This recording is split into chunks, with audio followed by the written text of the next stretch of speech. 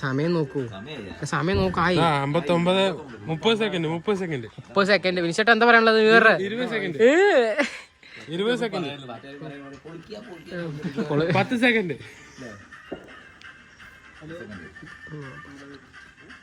എന്നിട്ടാ 8 7 6 5 4 3 2 1 happy new